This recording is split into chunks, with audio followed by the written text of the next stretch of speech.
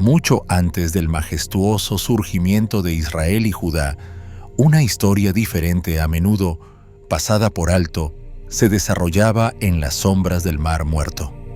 En una tierra marcada por el escándalo, la traición y la tragedia, surgió un pueblo cuyos orígenes estaban lejos de ser reales.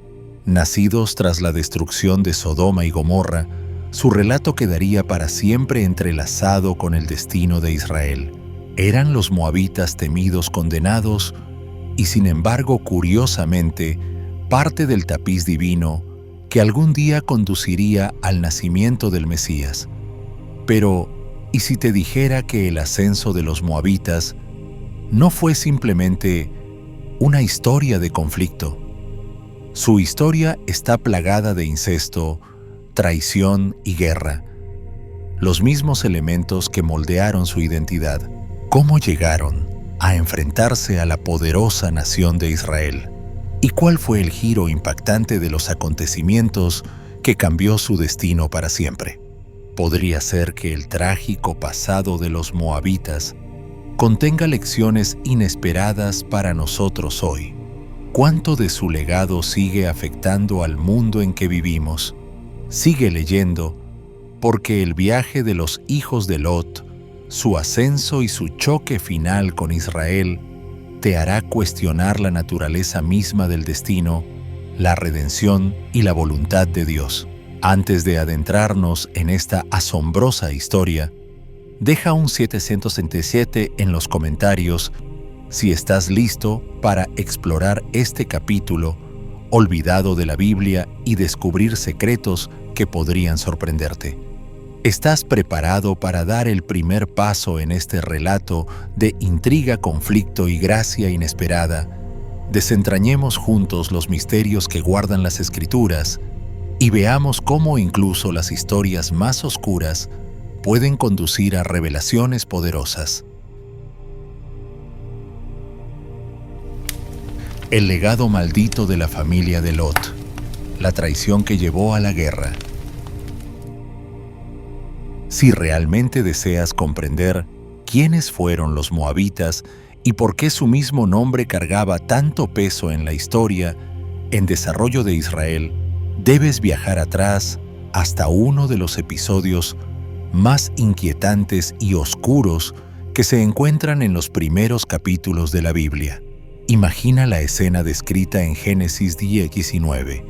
Imagina los cielos oscurecidos, no por nubes, sino por columnas de humo, mientras Dios mismo enviaba una tormenta de fuego y azufre ardiente para consumir las ciudades perversas de Sodoma y Gomorra.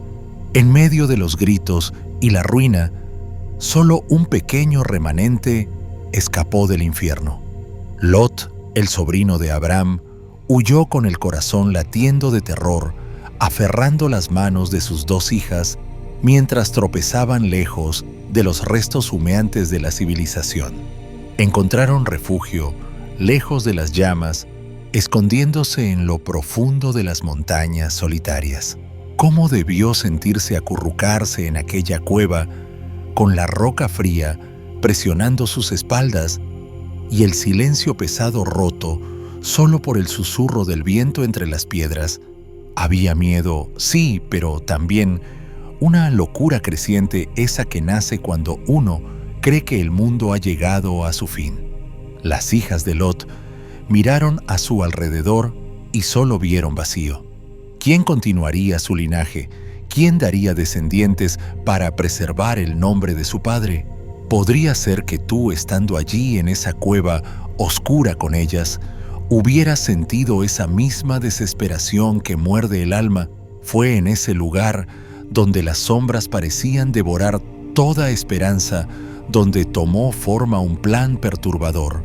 Las hijas de Lot, convencidas de que no quedaban hombres vivos sobre la tierra, decidieron asegurar su descendencia por el único medio que podían imaginar. Idearon embriagar a su padre con vino hasta adormecer sus sentidos, y luego cada una se acostaría con él, garantizando así la continuidad de su linaje. Las Escrituras no ocultan la incomodidad de este momento. La revelan sin velos para que todos la vean. Así las dos hijas de Lot concibieron de su padre, declara Génesis 19:36 con claridad, sin suavizar su crudeza ante nuestra mirada. ¿Puedes sentir el escalofrío de esa noche? La inquietante verdad de que el pecado puede nacer tanto del miedo como de la rebelión abierta. Cuando el amanecer iluminó las colinas escarpadas, ambas hijas llevaban en su seno la semilla de un escándalo que resonaría a lo largo de la historia. La primogénita dio a luz a un hijo y lo llamó Moab, y la Biblia afirma: este es el padre de los moabitas hasta el día de hoy. Génesis 19:37. ¿No resulta sorprendente que toda una nación que más tarde sería lo suficientemente poderosa como para desafiar a Israel, empuñar espadas y derramar sangre en los campos de batalla, y figurar en las profecías del trato de Dios con su pueblo, naciera de un origen tan oscuro y retorcido?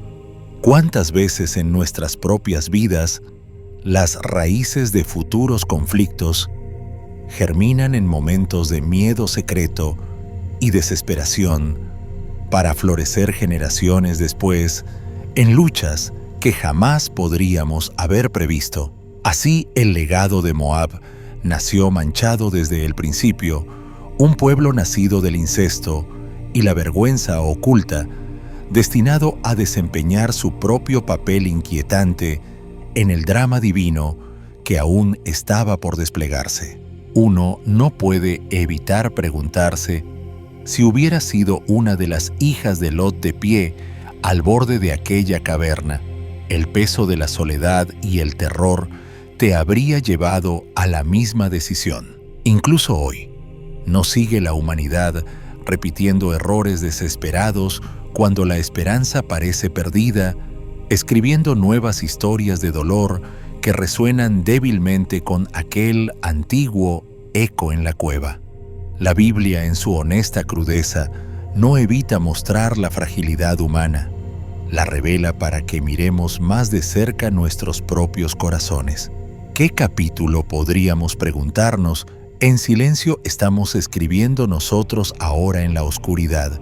Pero aquí es donde la historia da un giro sorprendente, uno que ningún narrador humano ordinario podría haber ideado. Aunque los moabitas nacieron de la vergüenza y el secreto hijos del miedo y de una desesperación torcida, no desaparecieron simplemente en los márgenes del olvido como muchos esperarían. En cambio, se multiplicaron, se extendieron por la tierra como semillas llevadas por el viento, echando raíces firmes en el suelo al este del Mar Muerto. No pasó mucho tiempo antes de que levantaran murallas imponentes, fundaran ciudades bulliciosas, forjaran ejércitos y establecieran una cultura distintiva. ¿Puedes imaginar caminar por esas calles, escuchar el martilleo de los herreros o la risa de los niños, sin sospechar que todo eso se remontaba a una noche sombría en una cueva? Aquel territorio conocido en la antigüedad como Moab se alzó desafiante desde el escándalo para dejar su huella en el mapa. Sus tierras se extendían por lo que hoy reconocemos como Jordania, situadas estratégicamente al este del resplandeciente Mar Muerto. Sin embargo, a pesar de su aparente prosperidad, los moabitas vivían con la mirada fija hacia el horizonte occidental. ¿Quién podría culparlos? Más allá de aquel horizonte, corrían los rumores de un pueblo diferente a todos los demás descendientes de la fe de Abraham, cuyo relato aún estaba siendo escrito por la propia mano de Dios. Imagínalo mientras Israel vagaba por el desierto, miles y miles de esclavos liberados se transformaban en una nación formidable, guiada bajo columnas de nube de día y de fuego de noche. Cada movimiento que hacían hacía temblar a las naciones. ¿Cómo habría sido para los moabitas ver acercarse aquella multitud inmensa? ¿Acaso los padres abrazaban más fuerte a sus hijos al caer la noche? Reunían los reyes consejos urgentes, con el corazón latiendo, mientras los exploradores regresaban con historias del Dios que abrió los mares y derribó al poderoso Egipto. Cuando llegamos al capítulo 22 del libro de Números, las tensiones han alcanzado un punto imposible de ignorar. Los israelitas han levantado sus tiendas en las llanuras de Moab y sus innumerables fogatas puntean la oscuridad como una galaxia caída a la tierra. Solo la vista de ellos hizo que el terror recorriera las colinas y los valles de Moab. Y Moab tuvo gran temor de aquel pueblo, porque era mucho, dice la Escritura, con una franqueza que nos obliga a detenernos. Búsumos 22:3. ¿No habrías sentido tú el mismo pavor si hubieras sido un moabita de pie sobre las murallas de tu ciudad, mirando hacia un horizonte cubierto por las tiendas de Israel, escuchando los cánticos lejanos de un pueblo guiado por un Dios que parecía mandar sobre los mismos elementos? No era una amenaza distante. Era una tormenta viva posada en el umbral de Moab, y resulta fascinante, ¿verdad?, ver cómo naciones nacidas de errores humanos, talladas a partir del secreto y del pecado, pueden llegar a ser lo bastante fuertes como para enfrentarse al pueblo escogido de Dios. Incluso hoy, ¿no vemos reflejos de esto cuando comienzos manchados dan origen a movimientos o imperios que moldean el destino de millones? Pero al observar este tenso enfrentamiento, una verdad se vuelve evidente: la historia de los moabitas estaba lejos de haber terminado. Su inquieta vigilancia sobre Israel pronto se encendería en intrigas, maldiciones y conflictos que resonarían a través de la profecía misma. ¿Quién podría haber imaginado que las semillas sembradas en aquella cueva solitaria crecerían hasta convertirse en una nación tan feroz y temerosa? Y si tú hubieras estado entre los moabitas, mirando aquel mar de tiendas al otro lado del valle, ¿no habrías conspirado desesperadamente también para proteger tu futuro? El rey de Moab, en ese momento crucial, era Balac, un gobernante cuyo corazón se desvanecía de miedo al contemplar sus fronteras. Desde su punto de vista, los israelitas no eran peregrinos cansados en busca de descanso, eran una tormenta creciente, una ola humana dispuesta a devorar sus tierras, sus ciudades, su trono mismo.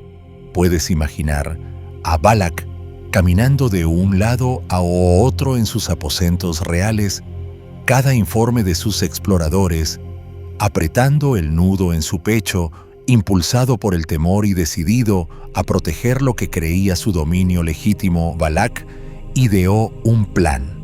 No confiaría en ejércitos ni murallas para detener a esa nación misteriosa.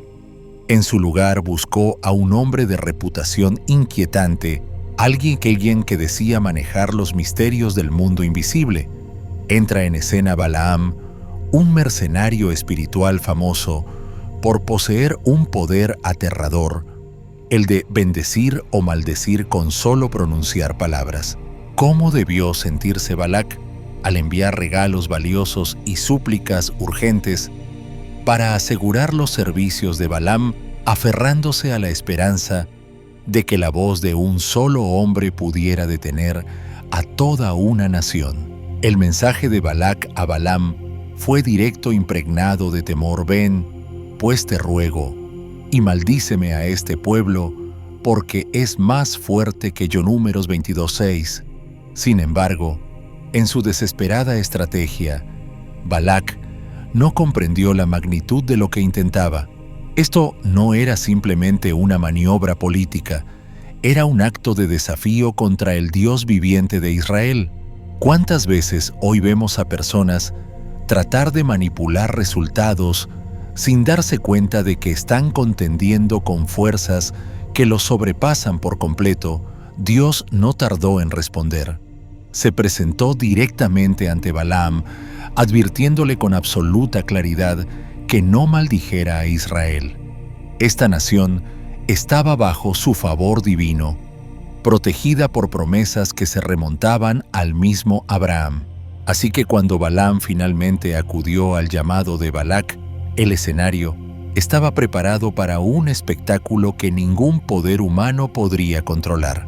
Imagina las elaboradas preparaciones de Balac, altares cuidadosamente construidos en cimas sagradas, el humo de los sacrificios, elevándose al cielo, un silencio expectante cayendo sobre los príncipes reunidos. Balaam alza la voz, tal vez, esperando que salgan maldiciones, pero en lugar de eso, brotan bendiciones, palabras tan impregnadas de autoridad divina que el aire mismo debió estremecerse. Esto sucede 3 veces.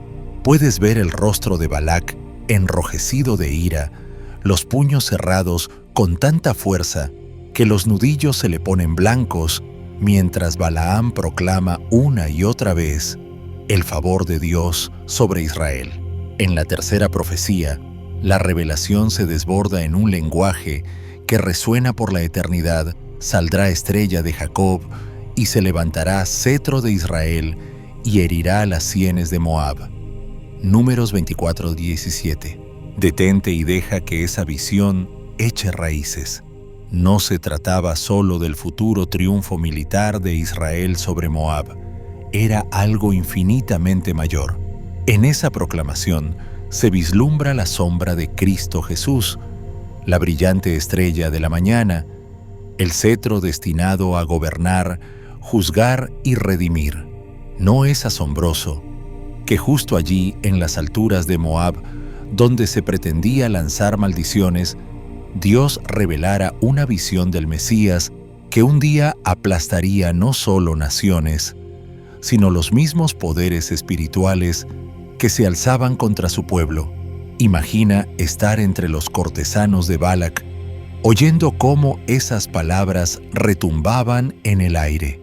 Se te habrían aflojado las piernas, habrías sentido, aunque sin entenderlo del todo, que la historia misma se estaba escribiendo ante tus ojos. Lo que sigue asombrando es cómo Dios usó lo que Balac planeó para mal para pronunciar una de las profecías mesiánicas más claras de toda la Escritura.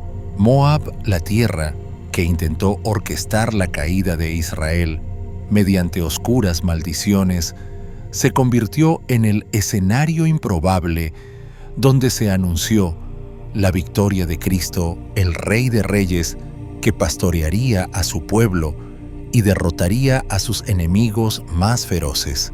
¿No es esa una verdad que aún resuena? Con frecuencia los mismos lugares donde se planea nuestra destrucción terminan siendo los escenarios de los triunfos más grandes de Dios. Y si tú hubieras estado allí, en aquella llanura polvorienta de Moab, viendo los altares arder y escuchando los secretos del cielo revelarse, habrías comprendido la magnitud de esas palabras. Incluso hoy seguimos viviendo dentro de esa misma historia divina, esperando que la estrella de Jacob se levante una vez más en gloria final e incontestable. Pero incluso entonces, la saga entre Moab e Israel estaba lejos de su última línea, porque el siguiente capítulo de su historia entrelazada presentaría un campo de batalla diferente a cualquier otro, uno donde las espadas y las maldiciones serían reemplazadas por sonrisas, miradas seductoras y banquetes que invitarían al alma a alejarse de la santidad. Los moabitas demostraron ser mucho más peligrosos que simples guerreros. Se convirtieron en algo infinitamente más letal, una trampa viviente envuelta en encanto y falsa belleza, dispuesta a capturar los corazones del pueblo de Dios. Todo se desarrolla en las páginas estremecedoras de Números, capítulo 25. Esta vez el enemigo no llegó blandiendo lanzas ni marchando en formación. Llegaron riendo, llegaron invitando. Imagina la escena: el sol poniéndose cálido sobre las colinas de Moab, mesas repletas de manjares, música flotando en el aire, risas resonando en los campamentos donde las mujeres moabitas se movían como danzantes entre los israelitas. Sus invitaciones parecían inofensivas. ¿Quién sospecharía peligro en una comida, una danza o un momento de alegría? ¿Podrías decir honestamente que tus propios pasos no se habrían dirigido hacia esas luces y aromas tentadores? Al principio fue solo pan compartido, copas alzadas en un brindis amistoso. Pero lentamente, casi sin notarlo, las risas del banquete condujeron a algo más oscuro. Aparecieron altares dedicados a Baal brillando con ofrendas. Las canciones cambiaron de celebración a ritual. Y allí, en la penumbra del atardecer, las manos ya no se unían en saludo inocente, sino en una unión torcida por la idolatría y la lujuria. Lo que comenzó como compañerismo vecinal se desmoronó en abierta traición espiritual. Los israelitas, que alguna vez habían contemplado, maravillados, cómo el mar rojo se abría ante ellos, que habían comido pan del cielo y bebido agua de la roca, ahora se inclinaban ante ídolos de madera y piedra. Cambiaron la majestad infinita del Dios viviente por imágenes muertas, con bocas que no hablaban y ojos que no veían. Qué frágil es el corazón humano cuando se deja encantar por lo que considera inofensivo. El Salmo 106 nos lo dice con sombría claridad. Se unieron asimismo a Baal Peor y comieron los sacrificios de los muertos. Así provocaron la ira de Dios con sus obras, y se desató entre ellos la mortandad. Salmo 106, 28-29. Y el juicio de Dios no se demoró ni se suavizó. Imagina despertar y encontrar que los cantos alegres del campamento habían sido reemplazados por llantos, mientras la muerte barría las tiendas como un viento invisible. 24,000 almas perecieron bajo aquella plaga divina. Familias enteras fueron arrancadas. Los fuegos que antes cocinaban el pan diario, ahora se apagaban junto a esteras vacías. ¿No es estremecedor darse cuenta de lo rápido que la comodidad puede convertirse en compromiso? ¿Qué tan pronto un banquete puede transformarse en un funeral? Si hubieras estado allí, ¿lo habrías visto venir? ¿O la música también habría ahogado tu prudencia? Así, con el paso de las generaciones, Moab llegó a representar mucho más que un pedazo de tierra al oriente del Mar Muerto. Se convirtió en un símbolo viviente de los enemigos sutiles que aún hoy acechan al pueblo de Dios. La idolatría vestida con los suaves ropajes del placer, la arrogancia disfrazada de orgullo cultural, la corrupción oculta bajo el manto de la tradición. No eran solo las imágenes talladas las que provocaban la ira divina. Era el orgullo que ardía detrás del rostro sonriente de Moab. La soberbia que susurraba: no necesitamos al Dios de Israel, forjaremos nuestro propio camino, adoraremos a nuestra manera. Por medio de sus profetas, Dios dejó claro cómo veía tal desafío. Hemos oído la soberbia de Moab. Tronó Jeremías: muy soberbio es. Su altivez, su arrogancia, su orgullo y la altanería de su corazón. Jeremías 48:29. Y fue precisamente esa hinchada soberbia la que llevó a Moab no al triunfo, sino a la ruina. ¿No sigue ocurriendo hoy, donde la promesa de un placer inocente acaba cegando vidas enteras ante lo que se esconde al borde del altar, donde corazones que alguna vez ardieron por Dios terminan arrodillándose ante cosas menores, el éxito, el placer, el aplauso de los hombres. Y si hubieras estado en aquella celebración moabita, ¿habrías reconocido la trampa a tiempo o habrías bailado hacia adelante solo para despertar demasiado tarde ante el costo? La historia de Moab nos advierte con cada eco de su caída, la seducción espiritual rara vez se presenta con el rostro de un enemigo evidente. Más a menudo llega sonriendo con la mano extendida, invitándote a un banquete que termina al borde de una tumba.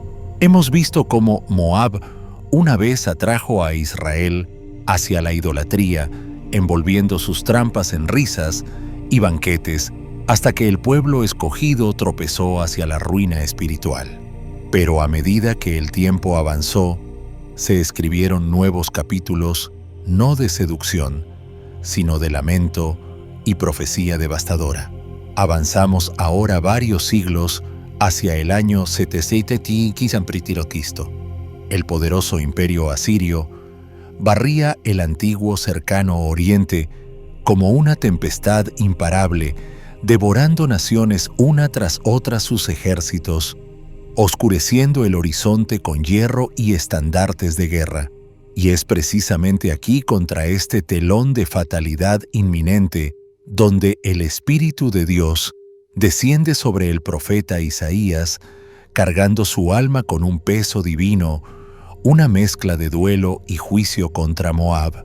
Puedes imaginar así a Isaías, quizás solo en la quietud del atardecer, mientras las palabras divinas ardían dentro de él como fuego exigiendo ser pronunciadas. Abre su oráculo con una línea que suena como una campana fúnebre, porque de noche fue destruida, arde Moab, fue puesta en silencio. Isaías 15:1. ¡Qué golpe tan escalofriante! Ar no era cualquier asentamiento, era la fortaleza orgullosa de Moab, una ciudad tallada en los acantilados del desfiladero de Arnón, levantada sobre piedra como testimonio de su confianza y poder. Sin embargo, Isaías no predice su caída al amanecer, cuando los guerreros podrían reunir fuerzas.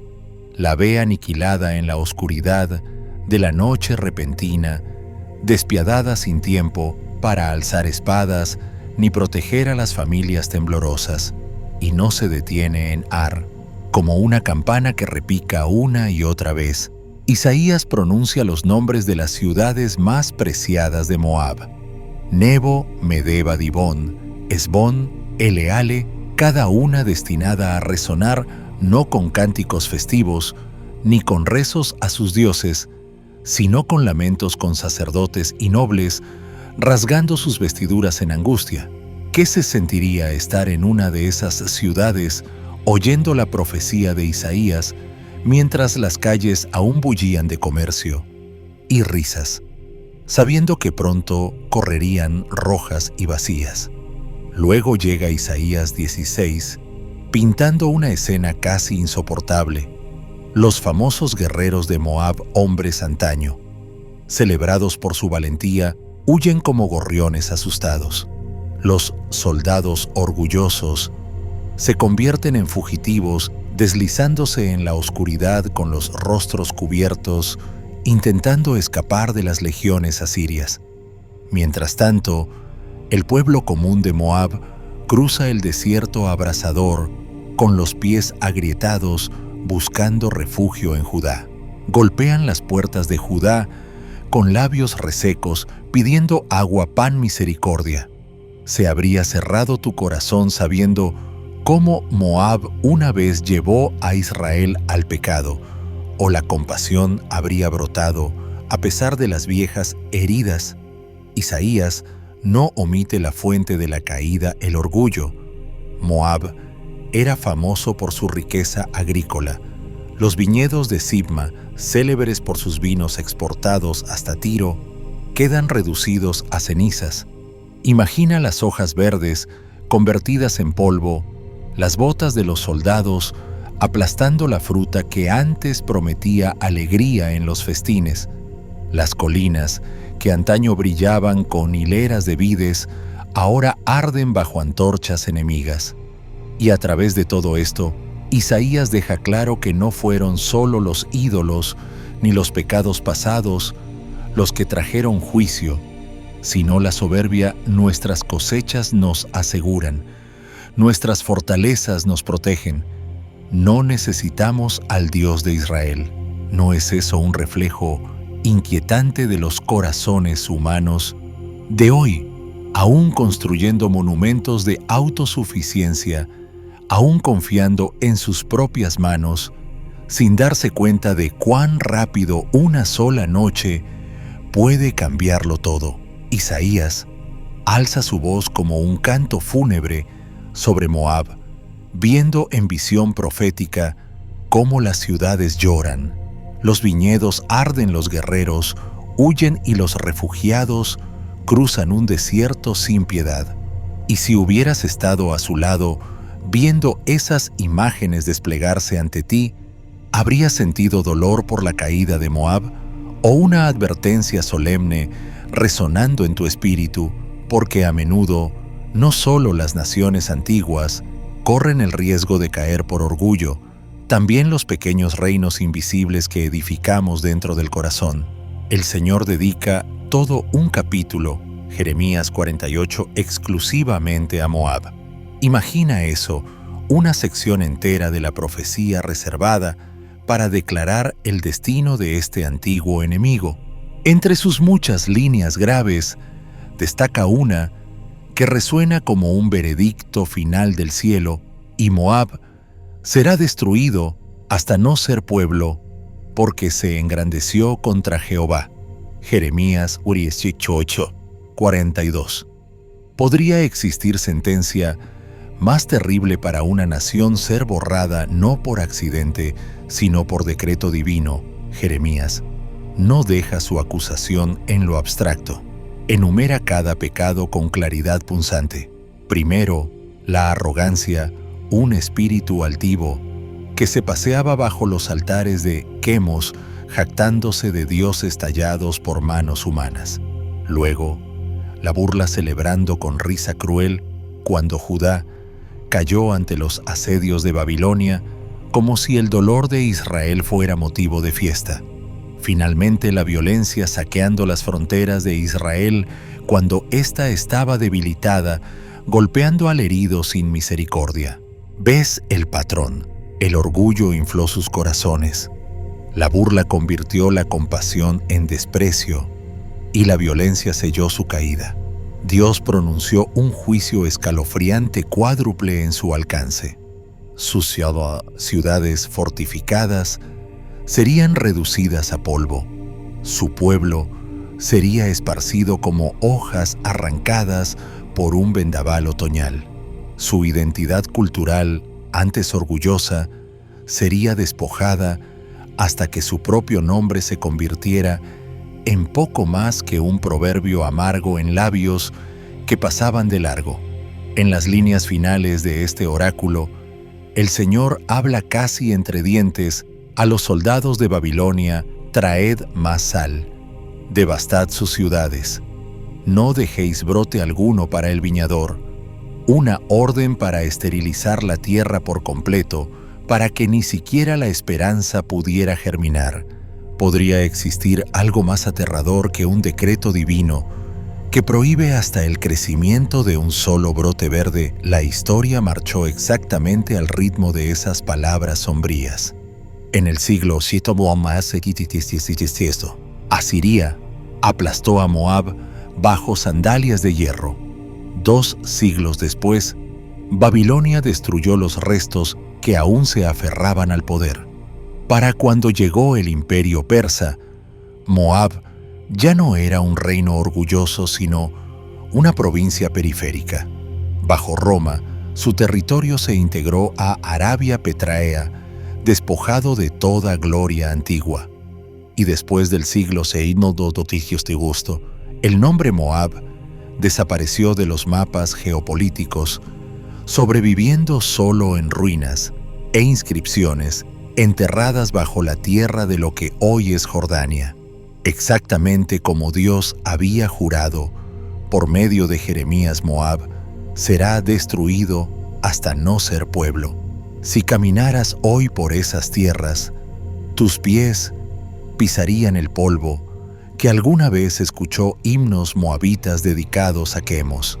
Podrías tropezar con fragmentos de muros de adobe o estelas derribadas con las inscripciones de reyes orgullosos casi devoradas por el tiempo. Ya no hay ejércitos ni tronos, solo silencio y piedra, un eco de la verdad, de que Dios concede largas estaciones de arrepentimiento, pero la arrogancia humana suele rechazar el don. ¿Cuántos años disfrutó Moab de su riqueza y seguridad, susurrándose a sí mismo: estamos a salvo, somos fuertes, podemos dañar al pueblo de Dios y no pagar el precio? Pero la cosecha del orgullo siempre llega. Cuando comienza la historia del Nuevo Testamento, el mundo ha cambiado más allá de todo reconocimiento. Las legiones de Roma imponen la Pax Romana y Herodes, un rey títere e inseguro, se sienta en un trono moldeado por la intriga política más que por la unción divina. Moab ha desaparecido, su voz enmudecida, su escenario vacío. Y en ese silencio entra un reino completamente distinto, no fundado en la arrogancia, sino en la asombrosa humildad de un niño acostado en un pesebre. No es un milagro de ironía divina que Jesús el Mesías, la misma estrella profetizada para levantarse de Jacob, descienda de Ruth, una mujer moabita que huyó de su tierra maldita para aferrarse al Dios de Israel, de una nación juzgada por su orgullo. Nace una antepasada humilde por medio de la cual Dios trae salvación a todos los pueblos. Incluso las ruinas de Moab parecen susurrar la advertencia eterna escrita siglos después en Santiago 4:6. Dios resiste a los soberbios y da gracia a los humildes. Así que cuando contemples los restos rotos del antiguo Moab o traces tus dedos sobre inscripciones polvorientas que una vez presumieron de poder humano, puedes oír ese susurro: avisa a cada corazón antiguo o moderno que los reinos del orgullo siempre caerán, pero los que se humillan bajo la mano de Dios serán exaltados a su tiempo. ¿Dónde se hallaría tu propio corazón hoy, entre las ruinas o entre los humildes que heredarán un reino que jamás se desvanecerá? Y aquí es donde la historia de Moab da un giro absolutamente inesperado, donde los oscuros corredores del juicio se abren de repente y dejan pasar un fino rayo de gracia que se desliza silencioso. Aun cuando las fortalezas de Moab eran aplastadas bajo las botas asirias y su orgullo yacía hecho añicos ante la furia de Babilonia, no todos los corazones en aquella tierra alzaron un puño desafiante contra el Dios de Israel. Algunos, en rincones discretos y momentos humildes, se abrieron a una esperanza mejor, y entre ellos se alza una mujer cuya silenciosa decisión resonaría por toda la eternidad, alterando no solo su destino, sino el de naciones enteras. Su nombre era Ruth. Abre con manos temblorosas el pequeño libro que lleva su nombre. No comienza con celebración, sino con dolor. Una familia hebrea de Belén Elimelec, su esposa Noemí y sus 2 hijos huyó del hambre y buscó refugio en Moab. Allí, entre calles extranjeras y altares ajenos, los hijos tomaron esposas moabitas, Orfa y Ruth. Por un breve momento, debió parecer que la vida volvía a sonreírles. Pero en apenas una década, todos los hombres de aquella casa murieron, dejando a 3 viudas llorando juntas en una tierra extraña. Noemí, vaciada por el dolor y llamándose a sí misma Mara Amargura, decidió regresar a Belén, aunque confesó no tener ya nada más que tristeza. Instó a sus nueras a quedarse en Moab, a rehacer sus vidas entre su propia gente y sus dioses. Orfa lloró, la besó y regresó quizá comprensiblemente a la única vida que conocía. Pero Ruth, aquella joven viuda moabita, con ojos llenos de fidelidad, se aferró con fuerza a Noemí. De sus labios brotó una de las declaraciones más hermosas de toda la Escritura: no me ruegues que te deje, porque a donde quiera que tú fueres, iré yo, y donde quiera que vivieres, viviré. Tu pueblo será mi pueblo, y tu Dios mi Dios. Ruth 1:16. Detente un instante. En esa sola promesa, Ruth renunció a Quemos y al legado de los ídolos de Moab. Cruzó una línea invisible, atando su futuro irrevocablemente al de Israel y al Dios de Abraham. Aquello fue, más que lealtad, fue conversión total. ¿Puedes imaginar el peso de esa decisión? ¿Habrías tú en ese camino polvoriento dejado atrás todo para seguir una fe desconocida? De regreso en Belén, la vida no floreció enseguida. Ruth vivió como extranjera viuda y pobre en los márgenes de la sociedad israelita. Para sobrevivir, espigaba seguía a los segadores, recogiendo los granos que quedaban, un acto de humildad que la ley de Dios permitía para los pobres y forasteros. Levítico, Bismetia 9:9-10. Sin saberlo, espigaba en los campos de Booz, un hombre rico y justo del clan de Noemí, un pariente redentor. Imagina a Ruth, inclinada entre las gavillas, el sudor en la frente, las manos arañadas por la paja, decidida a alimentar a Noemí. Booz la notó. Observó no solo su belleza, sino su valentía, su diligencia y su extraordinario amor por su suegra, un amor que había dejado atrás patria y familia. Le habló palabras que aún resuenan suaves a través de los siglos. Jehová recompense tu obra y tu remuneración sea cumplida de parte de Jehová, Dios de Israel, bajo cuyas alas has venido a refugiarte. Ruth 2:12. A través de la ley del Goel, el redentor familiar Booz compró la herencia perdida de Noemí y tomó a Ruth por esposa. Aquella viuda moabita, antes despreciada, se convirtió en la honrada esposa de un noble israelita, vestida no de vergüenza sino de dignidad. De su unión nació un hijo llamado Obed, quien sostendría en brazos la promesa misma. Obed sería padre de Isaí, e Isaí engendraría a David el pastor rey, que escribió salmos a la luz de la luna y venció gigantes a la luz del sol. Deja que eso penetre hondo. Una nación nacida del incesto, juzgada por idolatría y derribada por arrogancia, aún ofreció una mujer cuya fe humilde reescribió la genealogía de la redención. Cuando llegas al inicio del Evangelio de Mateo, el Espíritu se asegura de incluir el nombre de Ruth entre solo 4 mujeres gentiles en la línea de Jesús, como si Dios subrayara que su historia de salvación no es pura por excluir a los de fuera, sino porque su gracia alcanza incluso a los pasados más oscuros. ¿No es asombroso que la sangre del Mesías lleve en sí ADN moabita? El mismo Dios que juzgó a Moab por su pecado, la adoptó en su plan de redención. Así que cuando oigas el nombre de Moab, que no te evoque solo fortalezas reducidas a ruinas o altares derribados bajo la ira divina. Piensa también en una joven viuda espigando bajo el sol de Belén, una extranjera cobijada bajo las alas del Dios de Israel, su historia tejiendo un hilo escarlata de gracia que corre sin interrupción desde una cueva fuera de Sodoma hasta una tumba vacía fuera de Jerusalén.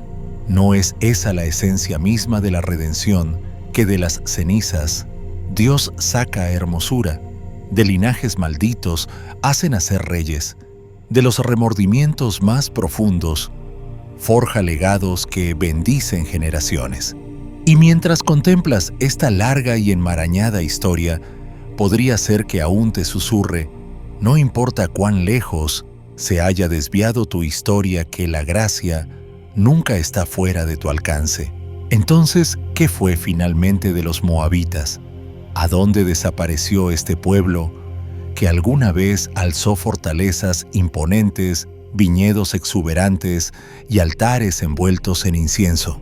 Históricamente, tras siglos de conflictos con Israel y tras ignorar las voces proféticas que resonaban en sus valles como campanas de alarma, los moabitas se desvanecieron gradualmente del escenario mundial. Sus guerreros, confiados en sus dioses, fueron humillados una y otra vez en campos de sangre. Ciudades como Ar tallada en los acantilados y Dibón, cuyas alturas ardían con sacrificios a Quemos, cayeron ante oleadas de invasores. Imagina esos muros orgullosos golpeados por torres de asedio, desmoronándose al fin en polvo sofocante. Ni siquiera sus templos se salvaron. Los santuarios donde sacerdotes moabitas danzaban y cantaban quedaron en ruinas, sus ídolos caídos con narices rotas y ojos vacíos, mudos e impotentes para salvarse. Con cada generación devorada por la guerra, el hambre o el exilio, la memoria de Moab se desvaneció de los registros de los imperios. Puedes sentir el silencio inquietante que habría flotado sobre aquellas calles abandonadas donde antes resonaban procesiones y pregones. Al amanecer de la era del Nuevo Testamento, Moab ya no era una amenaza blandiendo espadas ante Israel, ni siquiera era un reino reconocido. Solo permanecía como un fantasma en los corredores de la historia, un eco de advertencia. Algunos eruditos sugieren que con las migraciones y guerras, los moabitas supervivientes se mezclaron con los pueblos de Amón, Edom y las tribus nómadas de Arabia. Otros creen que el martillo implacable del juicio, a través de Asiria, Babilonia, Persia y Roma, los borró por completo como un nombre raspado de una piedra, dejando apenas un susurro en el polvo. Y aún, entre todos los debates académicos, una verdad inamovible permanece: cuando Dios pronuncia una palabra de juicio, no vuelve vacía. Cumple su propósito tan seguro como la lluvia que talla cauces en la ladera de una montaña. El destino de Moab no fue sellado por accidente ni por fuerzas ciegas de la historia, sino por la mano soberana del Señor, que declaró por medio de Jeremías: y Moab será destruido hasta no ser pueblo, porque se engrandeció contra Jehová. Jeremías 48:42. Pero aquí es donde la historia tiembla con algo hermoso y casi escandaloso. Tan cierta como es la justicia de Dios, así de cierta es su misericordia. La historia de Moab no es solo una lección sombría, escrita en piedras caídas y genealogías perdidas. También es un suspiro de esperanza que se desliza silencioso por las páginas de la Escritura. La Biblia nos muestra que Dios sí juzga el orgullo. No cierra los ojos ante la arrogancia, la crueldad y la rebelión. ¿Cuántas veces confió Moab en su riqueza, en sus murallas, en sus dioses paganos, burlándose del sufrimiento de Israel, convencido de que nunca sería alcanzado? Pero la justicia de Dios es paciente, no ausente, y finalmente los alcanzó. Aún así, entretejida con esa justicia, hay una verdad que debería detenernos el corazón de asombro. Dios redime al humilde, levanta a quienes se vuelven hacia Él con manos vacías y corazones abiertos, incluso a los nacidos de comienzos escandalosos, concebidos en incesto en una cueva a las afueras de Sodoma, incluso a una nación infame por seducir al pueblo escogido de Dios hacia la idolatría, incluso a una mujer moabita que con silencioso valor eligió a Yahvé sobre Quemos, la lealtad sobre la comodidad, la humildad sobre el orgullo y terminó tejida en una línea real. ¿No atraviesa eso nuestros temores más hondos sobre la indignidad? Tal vez tu propia historia familiar esté marcada por el dolor o la vergüenza. Tal vez mires atrás y solo veas pedazos rotos, generaciones marcadas por la amargura, la pérdida o el pecado. Quizás tu vida te parezca pequeña, sin brillo, ensombrecida por lo que vino antes. Pero deja que esto se hunda en tus huesos. El mismo Dios que tomó a Ruth la moabita de un pueblo bajo juicio por siglos y la colocó directamente en la genealogía de Jesucristo, también puede redimir tu historia. No solo borra las manchas del pasado, las transforma en un testimonio que proclama su gracia. ¿Qué sucedió realmente con los moabitas? En un sentido, su orgullo los llevó a la destrucción. Sus ciudades cayeron, su pueblo se dispersó, su legado se desmoronó. Pero en otro sentido asombroso, su historia no terminó en polvo y silencio. Por medio de un corazón humilde, una viuda moabita, espigando entre los segadores, Dios trazó un camino de redención que corrió hasta el establo de Belén y finalmente hasta una cruz fuera de Jerusalén. Ese es el ritmo inquietante y esperanzador de la Escritura: juicio para los soberbios, misericordia para los humildes, esperanza eterna para los que se atreven a creer. ¿No puedes ver cómo incluso las ruinas de Moab susurran esa verdad a través de los siglos?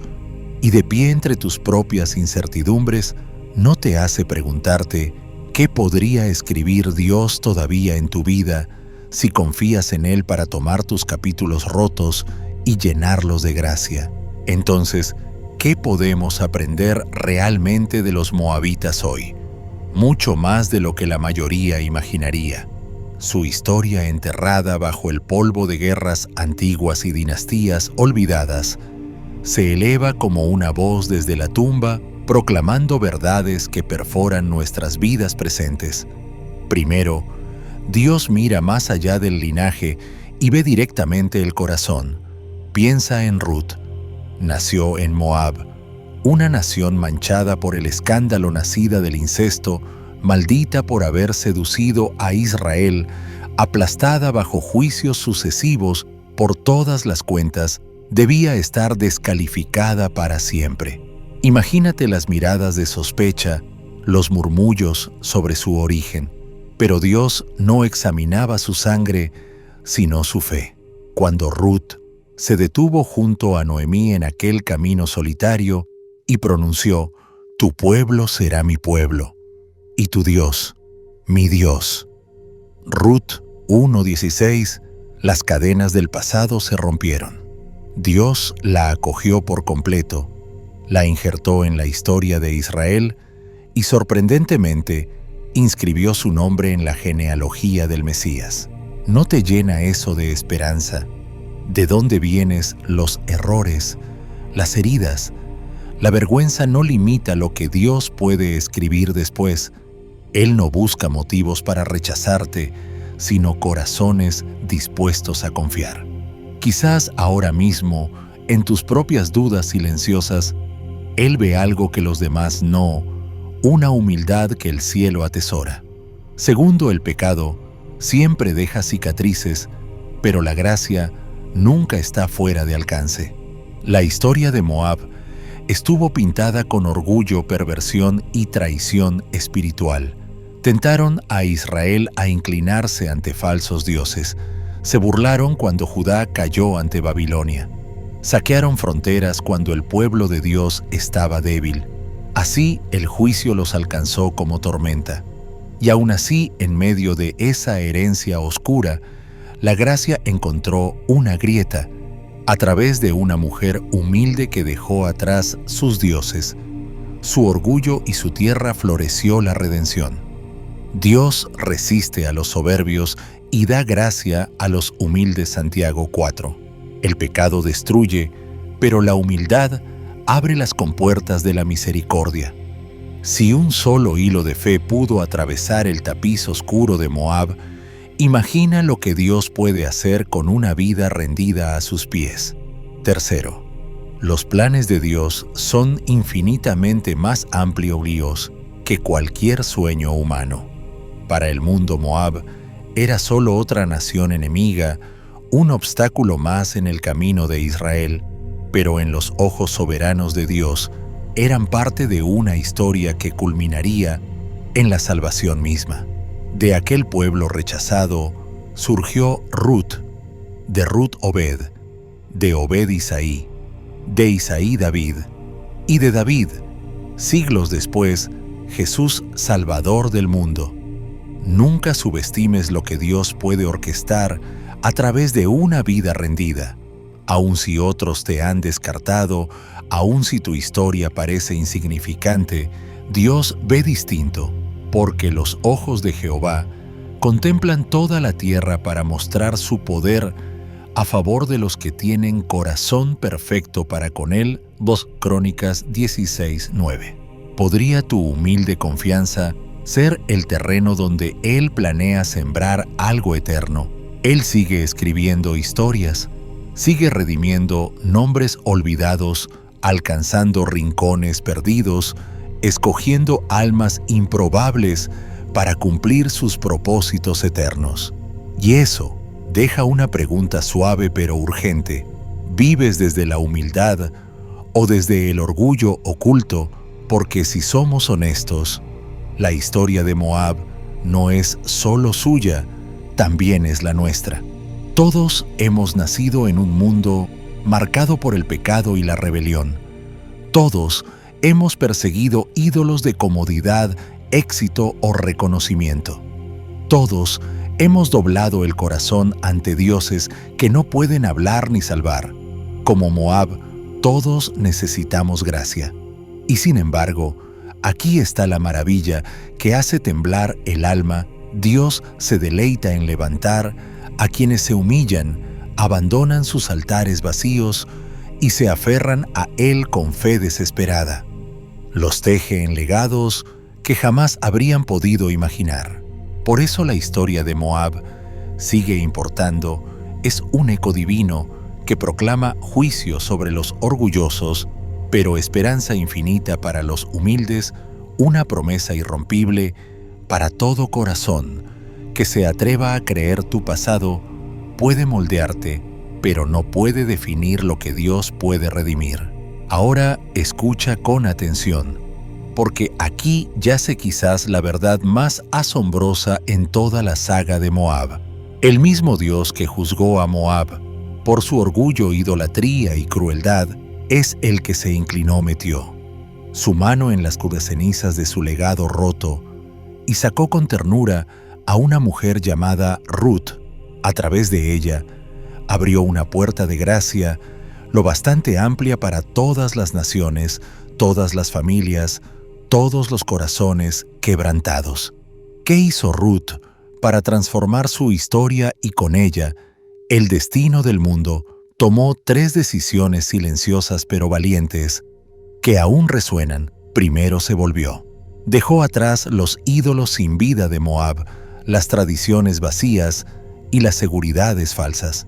¿No es eso el mismo cruce de caminos que todos enfrentamos, mirar atrás hacia lo conocido, pero estéril, o dar un paso incierto hacia Dios? Segundo, se aferró. Con Noemí ante ella, instándola a regresar, Ruth abrazó una esperanza nueva. Se aferró al Dios vivo y no lo soltó. Tu pueblo será mi pueblo y tu Dios, mi Dios. Ruth 1:16.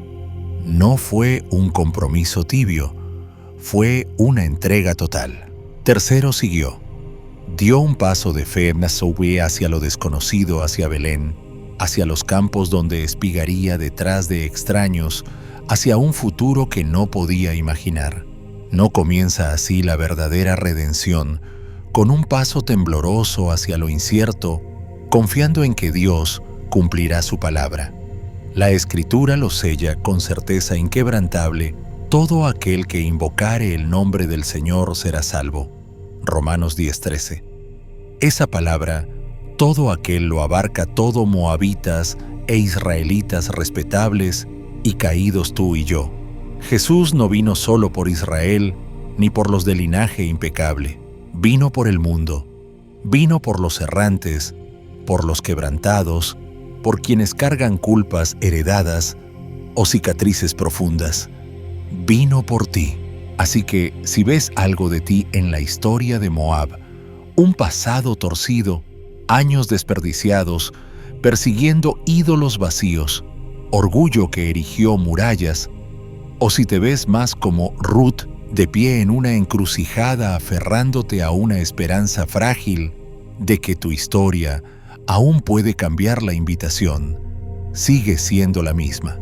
Vuélvete, aférrate, síguelo, porque el mismo Dios que entretejió la fe sencilla de Ruth en una línea real que condujo a Cristo, está listo para tomar tu rendición, por rota que esté, y convertirla en algo eternamente hermoso.